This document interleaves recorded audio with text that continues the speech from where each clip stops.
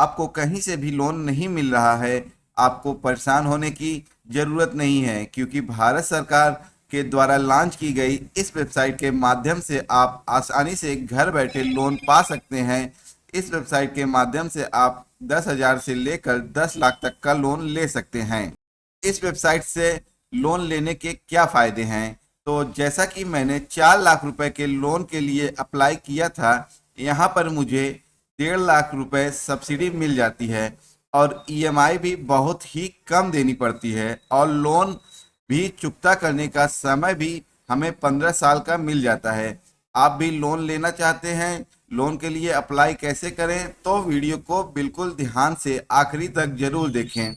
यदि आपने वीडियो को स्किप कर दिया और आप फॉर्म को सही तरीके से फिल नहीं कर सके तो आपको लोन पेंडिंग में चला जाएगा, फिर आपको लोन नहीं मिल पाएगा। चलते हैं लोन अप्लाई कैसे करें। तो सबसे पहले हमें जनसमर्थ.इन की वेबसाइट पर आ जाना है। आपको अपने पीसी या लैपटॉप में जनसमर्थ.इन की वेबसाइट को ओपन कर लेंगे। लिंक मैंने डिस्क्रिप्शन बॉक्स में दे दी है, वहां से आप डायरेक्ट इस वेबसाइट पर आ जाएंगे। इस वेबसाइट पर आने के बाद हमें यहाँ पर 12 योजनाओं के अंदर 5 ऋण श्रेणियों में 200 से अधिक प्लेटफॉर्म ऋणदाताओं के द्वारा लोन प्रदान किया जाता है। यहाँ पर हम नीचे आ जाएंगे तो हमें दिखाई देगा कि हम अलग अलग श्रेणियों में यहाँ पर लोन के लिए अप्लाई कर सकते हैं। पहला श्रेणी है शिक्षा ऋण, यहाँ पर हम शिक्षा के लिए भी लोन ले सकते हैं। दूसरी श्रेणी हमारी है कृषि ऋण, किसान क्रेडिट कार्ड, ये हमारे किसान भाइयों के लिए लोन अप्लाई करने के लिए है। इसके बाद हम और नीचे आ जाएंगे तो यहाँ पर भी हमारा कृषि आधारित संरचना ऋण है, ये भी हमारे किसान भाइयों के लिए है। और तीसरा और चौथा आ जाएंगे हम व्यवसायिक गतिविधि ऋण, यह सभी व्यापारी भाइयों के लिए यहाँ से लोन अप्लाई कर सकते हैं। पांचवा है आजीविका ऋण, आजीविका ऋण के लिए भी हम यहाँ से अप्लाई कर सकते हैं। तो लोन के लिए कैसे अप्लाई करें? तो सबसे पहले हम यहाँ पर पात्रता की जांच करे वाले ऑप्शन पर क्लिक कर देंगे। तो यहाँ पर हमारे सामने 4 ऑप्शन आ जाएंगे। तो यहाँ पर हम व्यवसायिक लोन के लिए आवेदन करेंगे तो अन्य व्यवसायिक लोन वाले ऑप्शन पर क्लिक कर देंगे। इसके बाद हमसे पूछा जाएगा कि आपका व्यापार पहले से मौजूद है या आपका व्यापार नया है। तो हम जैसा भी हमारा व्यापार हो, यदि आप पहले से ही व्यापार कर रहे हैं और लोन लेकर व्यापार को बढ़ाना चाहते हैं तो मौजूदा, यदि आपका व्यापार नया है तो आप नए वाले ऑप्शन पर क्लिक कर देंगे। इसके बाद क्या आप कक्षा 8 पास हैं? यस कर देंगे, हाँ। फिर उसके बाद हमसे पूछा जाएगा क्या आप ईडीपी प्रशिक्षण लिया है? यह ईडीपी प्रशिक्षण 2 हफ्तों की ट्रेनिंग होती है। यदि आपने ईडीपी प्रशिक्षण लिया है तो हाँ कर दें, नहीं तो ना कर दें। फिर इसके बाद हम और नीचे आ जाएंगे तो हमें अपने व्यवसाय की प्रकृति का चयन करें। यदि आप कोई वस्तु या सामान बना रहे हैं तो उत्पादन वाले पर क्लिक कर दें। यदि आप व्यवसाय कर रहे हैं या सेवा दे रहे हैं, जैसे कि आप कोई ऑनलाइन व्यापार कर रहे हैं तो व्यवसायिक सेवा वाले ऑप्शन पर क्लिक कर दें। यदि आप व्यापार कर रहे हैं, कोई सामान किसी से लेकर फिर आप दूसरे को बेच रहे हैं तो व्यापार वाले पर क्लिक कर दें। तो यहाँ पर मैं व्यवसायिक सेवा वाले पर क्लिक कर दूंगा। इसके बाद यहाँ से हमारा लिंग पूछा जाएगा, आपका जो भी जेंडर हो आप उसको यहाँ से सिलेक्ट कर लें। इसके बाद यहाँ से हमारी सामाजिक श्रेणी पूछी जाएगी, आपकी जो भी सामाजिक श्रेणी हो आपको यहाँ से सिलेक्ट कर लेना है। यदि आप सामान्य हैं तो आम वाले पर क्लिक कर दें। इसके बाद हमसे पूछा जाएगा कि आप भूतपूर्व सैनिक हैं या शारीरिक रूप से विकलांग हैं। यदि आप इनमें से किसी एक कैटेगरी में हैं तो यस कर दें, नहीं तो नो कर दें। इसके बाद यहाँ पर हमारे सामने एक और ऑप्शन आ जाता है कुछ विशेष क्षेत्रों के लिए। यदि आप इन क्षेत्रों में से किसी भी जगह से निवास करते हैं तो यस कर दें, नहीं तो नो कर दें। आपको यहाँ पर अपना स्थान चुनना है। यदि आप शहरी क्षेत्र से हैं तो शहरी को सिलेक्ट कर लें, यदि आप ग्रामीण क्षेत्र से हैं तो ग्रामीण को सिलेक्ट कर लें।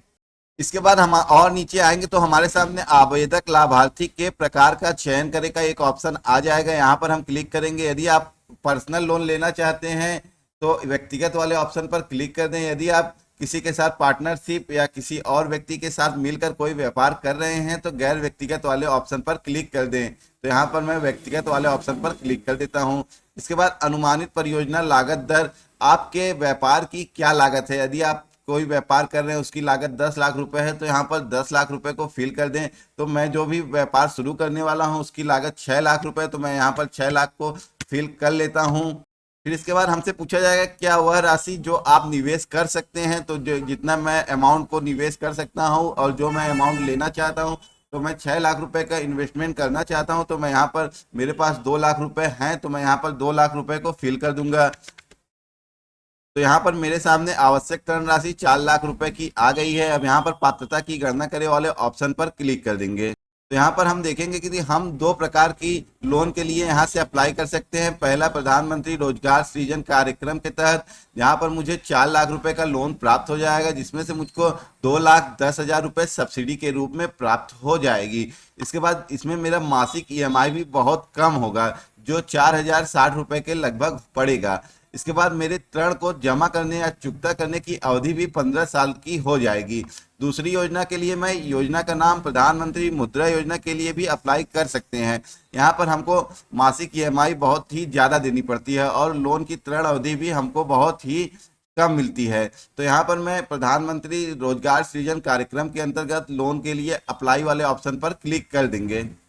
क्लिक करने के बाद हमारे सामने एक रजिस्ट्रेशन का पेज ओपन होकर आ जाएगा। यहाँ से हम अपने मोबाइल नंबर को फिल कर देंगे। मोबाइल नंबर को फिल करने के बाद यहाँ पर हम कैप्चा को फिल करके मैंने पढ़ लिया है और पूरी तरह से समझ लिया है। इसके बाद हम यहाँ पर क्लिक कर मैंने पढ़ लिया ऑप्शन पर क्लिक करने के बाद हमारे सामने गोपनीयता नीति का एक डैशबोर्ड ओपन होकर आ जाएगा। यहाँ पर हमको इसको अच्छे तरीके से पढ़ लेना है। पढ़ने के बाद हम यहाँ पर नीचे आ जाएंगे।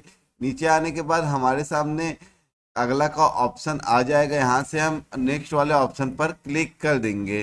नेक्स्ट वाले ऑप्शन पर क्लिक करने के बाद फिर से हमें नियम एवं शर्तें वाले ऑप्शन आ जाएगा। यहाँ पर इसको हम अच्छे तरीके से पढ़ लेंगे। इसके बाद हम फिर दोबारा से नीचे आ जाएंगे, तो उसके बाद हमारे सामने नेक्स्ट का एक ऑप्शन आ जाएगा। फिर हम दोबारा से नेक्स्ट कर लेंगे।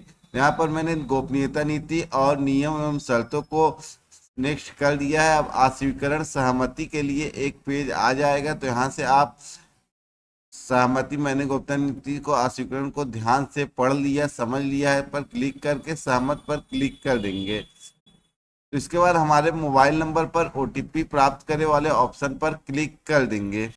यहाँ पर हमारे रजिस्टर्ड मोबाइल नंबर पर एक ओटीपी प्राप्त हो चुका है। अब यहाँ पर हम ओटीपी को फिल करके सत्यापन वाले ऑप्शन पर क्लिक कर देंगे। ओटीपी सत्यापन करने के बाद हमारे सामने ईमेल सत्यापन का एक ऑप्शन आ जाएगा। यहाँ पर हम अपनी ईमेल आईडी को फिल कर ईमेल की पुष्टि कर लेंगे। ईमेल पे हमारे एक ओटीपी आ जाएगा। ओटीपी को फिल करके हम नेक्स्ट कर देंगे। ईमेल वेरीफाई करने के बाद यहाँ पर हमारे सामने पासवर्ड क्रिएट करने का एक ऑप्शन आ जाएगा। यहाँ पर हम अपने पासवर्ड को बना लेंगे। पासवर्ड को बनाने के बाद हम प्रोसीड वाले ऑप्शन, इसके बाद हमारे सामने विवरणों की समीक्षा करने का एक पेज ओपन होकर आ जाएगा। जो भी हमने यहाँ पर ऑप्शन को सिलेक्ट किया हुआ था वो सारे ऑप्शन यहाँ पर दिखाई देंगे। इसके बाद हम यहाँ से इसको संपादित भी कर सकते हैं। यदि आपको लोन में कुछ कम बेसी करना है या आपने कुछ गलत फील कर दिया है, तो यहाँ से हम संपादित वाले ऑप्शन पर क्लिक करके इसको करेक्शन भी कर सकते हैं। अब हम जारी रखे वाले ऑप्शन पर क्लिक कर देंगे और प्रोसीड वाले ऑप्शन पर क्लिक कर देंगे। ऑफिशियल वेबसाइट पर, prime minister employment generation programme की ऑफिशियल वेबसाइट पर यहाँ पर हमारे सामने एक डैशबोर्ड ओपन होकर आ जाएगा। यहाँ पर हम एप्लीकेशन फॉर न्यू यूनिट वाले ऑप्शन पर क्लिक कर देंगे। यहाँ से हम अप्लाई वाले ऑप्शन पर क्लिक कर देंगे। क्लिक करने के बाद हम prime minister employment generation programme की ऑफिशियल वेबसाइट पर आ जाएंगे। यहाँ पर हमारे सामने एक फॉर्म ओपन होकर आ जाएगा। फॉर्म को हम अच्छे तरीके से फिल कर लेंगे। फॉर्म को बहुत ही ध्यान से हमको भरना है। आप वीडियो स्किप बिल्कुल ना करें। सबसे पहले हम यहाँ पर अपने आधार कार्ड नंबर को फिल कर देंगे। उसके बाद हम यहाँ पर अपने नाम को, जो भी हमारे आधार कार्ड में नाम है, हम उसको यहाँ से फिल कर लेंगे। इसके बाद स्पॉन्सरिंग एजेंसी में हमें जो एजेंसी के द्वारा लोन प्राप्त करना है, तो यहाँ से हम DIC सिलेक्ट कर लेंगे, डिस्ट्रिक्ट इंडस्ट्रीज कॉरपोरेशन को सिलेक्ट कर लेंगे। यही हमको लोन प्रोवाइड करेगी। इसके बाद हम यहाँ से अपने स्टेट को सिलेक्ट कर लेंगे। स्टेट को सिलेक्ट करने के बाद यहाँ से हम अपने डिस्ट्रिक्ट को सिलेक्ट कर लेंगे। डिस्ट्रिक्ट को सिलेक्ट करने के बाद यहाँ पर हम देखेंगे हमारी डिस्ट्रिक्ट इंडस्ट्रीज सेंटर का ऑप्शन आ जाता है, तो इसको हम राइट क्लिक कर देंगे। इसके बाद यहाँ से हम अपने जेंडर को सिलेक्ट कर लेंगे। जेंडर को सिलेक्ट करने के बाद हम यहाँ से अपने आधार कार्ड में जो भी हमारी आयु है हम उसको यहाँ पर फिल कर देंगे। यहाँ से हम अपनी कैटेगरी को सिलेक्ट कर लेंगे। आप जिस भी कैटेगरी में हो उस कैटेगरी को यहाँ से सिलेक्ट कर लें। इसके बाद हम थोड़ा और नीचे आ जाएंगे, तो यदि आप किसी विशेष कैटेगरी से हैं, जैसे दिव्यांग है, एक्स सर्विसमैन है या कोई भी इनमें से है, तो आप इसको सिलेक्ट कर लें। इसके बाद हमारा क्वालिफिकेशन पूछा जाएगा। आप जो भी क्वालिफिकेशन है आपको यहाँ से सिलेक्ट कर लेना है। मिनिमम यहाँ पर 8 पास क्वालिफिकेशन है, क्योंकि मैंने फॉर्म में पहले ही यहाँ पर 8 पास वाला ऑप्शन को सिलेक्ट कर लिया था, इसलिए मेरा यहाँ पर 8 पास दिखा रहा है। इसके बाद यहाँ पर हमें अपने एड्रेस को फिल कर लेना है, अपने मोबाइल नंबर को फिल कर दें। जो स्टार वाले ऑप्शन है वही मैंडेटरी है, उसको फिल करना अनिवार्य है। इसके बाद यहाँ पर हम अपने सारे फॉर्म को अच्छे तरीके से फिल कर लेंगे। आप पूरे फॉर्म को पढ़कर अच्छे तरीके से फिल कर लीजिए। फिल करने के बाद हम सेव एप्लीकेशन वाले ऑप्शन पर क्लिक कर देंगे। इसके बाद हमारा फॉर्म जो होगा सबमिट हो जाएगा। फॉर्म का हम एक प्रिंट आउट निकाल लेंगे और अपने डिस्ट्रिक्ट इंडस्ट्रीज सेंटर पर चले जाएंगे। वहां पर हमको जाकर बोलना है सर मैंने लोन के लिए अप्लाई किया है, और तो वो आपको एक फॉर्म फिल करके देंगे। उसको हमें अपने बैंक में जाकर जमा कर देना है। बैंक में जमा करने के बाद हम हमारा एप्लीकेशन वेरीफाई हो जाएगा और 10 से 15 दिनों के अंदर ही हमारे लोन की रकम हमारे खाते में आ जाएगी। यदि आपको किसी भी प्रकार की कोई समस्या आती है तो यहाँ पर पीएमजीपी आवेदन भरने हैं तो दिशा निर्देश दिए गए हैं। आपको दिशा निर्देश को अच्छे तरीके से पढ़ लेना है। पढ़ने के बाद यहाँ पर आपको कोई भी समस्या आती है तो इसी दिशा निर्देश के अनुसार ही आपको फॉर्म को फिल कर लेना है।